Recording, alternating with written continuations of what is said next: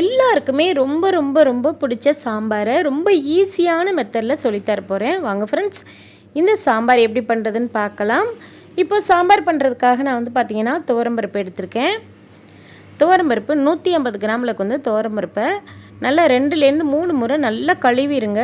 துவரம்பருப்பில் அழுக்கு இருக்கும், நல்லா கழுவிட்டு அதுக்கப்புறம் மற்ற பொருட்கள்லாம் சேர்க்கலாம்.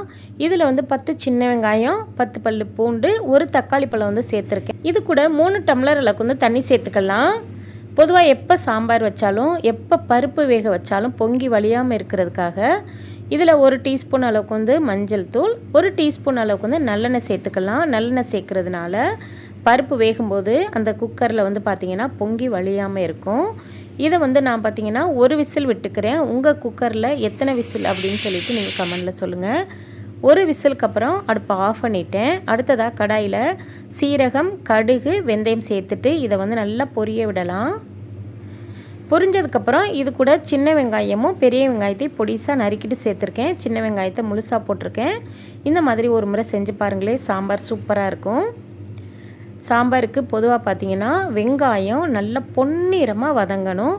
வெங்காயம் நல்லா முருக கருக விட்டுறாமல் நல்லா பொன்னிறமாக வதக்கி விட்டுருங்க. இதில் 2 கொத்து கருவேப்பிலை சேர்த்துட்டு நல்லா வதக்கி விட்டுக்கலாம். வெங்காயத்தோடைய கலர் பாருங்கள் நல்லா மாறினதுக்கப்புறம் இதில் காரத்துக்கு ஏற்ற மாதிரி 1 டேபிள் ஸ்பூன் அளவுக்கு மிளகாய்த்தூள், 1 டேபிள் ஸ்பூன் அளவுக்கு மல்லித்தூள். இந்த மல்லித்தூளில் சீரகம், அதுக்கப்புறம் சோம்பு, இந்த மாதிரி நிறைய மசாலா சேர்த்து அரைச்சிருந்தேன். அதனால் மல்லித்தூள் சேர்த்துட்டு எண்ணெயில் வச்சு பச்சை வாசனை போக நல்லா வதக்கிட்டு இது கூட கட் பண்ணி வச்ச காய்கறிகள் சேர்த்துக்கலாம். நான் இன்றைக்கி முள்ளங்கி, முருங்கைக்காய், கத்திரிக்காய், அவரைக்காய், பீன்ஸு இதெல்லாமே சேர்த்துருக்கேன். உங்கள்கிட்ட என்ன காய்கறிகள் இருக்கோ அதை பயன்படுத்திக்கலாம். இது கூட 1 டேபிள் ஸ்பூன் அளவுக்கு உப்பு சேர்த்துட்டு நல்லா வதக்கி விட்டுக்கலாங்க.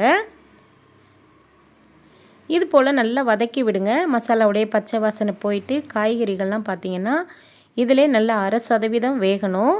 அப்போ தான் நம்மளுடைய சாம்பார் சூப்பராக இருக்கும். இது கூட 2 தக்காளி பழம் நல்லா பழுத்த தக்காளியாக சேர்த்துக்கலாம். இந்த மாதிரி சாம்பார் வைக்க யாருக்கெல்லாம் பிடிக்குன்னு சொல்லிட்டு கமெண்டில் சொல்லுங்கள். தக்காளி சேர்த்துட்டு நல்லா வதக்கி விடுங்க. இந்த மாதிரி நல்லா வதக்கி விட்டுட்டு ஒரு 3 நிமிஷத்துக்கு நம்ம மூடி போட்டு வேக வச்சுக்கலாம். இந்த அளவுக்கு புளி இருந்தால் போதும். தக்காளி கூடுதலாக சேர்த்துருக்கோம். எப்போவுமே சாம்பாருக்கு தக்காளியோடைய புளிப்பு தான் இருக்கணும், புளியோடைய புளிப்பு இருக்கக்கூடாது.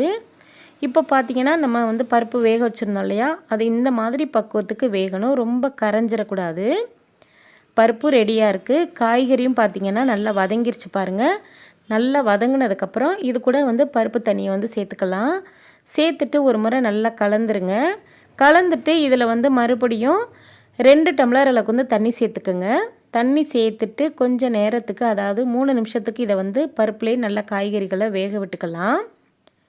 இந்த மாதிரி நல்லா வேக விடுங்க, கிண்டி விடுங்க. தக்காளியெல்லாம் பாருங்கள் நல்லா குழஞ்சிருச்சு.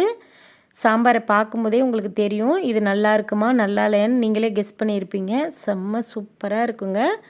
கடைசியாக மாங்காய் துண்டுகளை சேர்த்துக்கலாம். நான் இன்றைக்கி ஒரு மாங்காய் எடுத்திருக்கேன். மாங்காயை சேர்த்துட்டு மறுபடிக்கும் 1 நிமிஷத்துக்கு வேக விடுங்க. வேக விட்டுட்டு இதில் புளித்தண்ணி புளித்தண்ணி சேர்த்ததுக்கப்புறம் ரொம்ப கொதிக்க விடக்கூடாது. லைட்டாக ஒரு 4-5 தடவை மட்டும் கொதி வந்ததுக்கப்புறம் உடனே அடுப்பை ஆஃப் பண்ணிடணும். இல்லைனா சாம்பார் கடுத்து போயிடும்.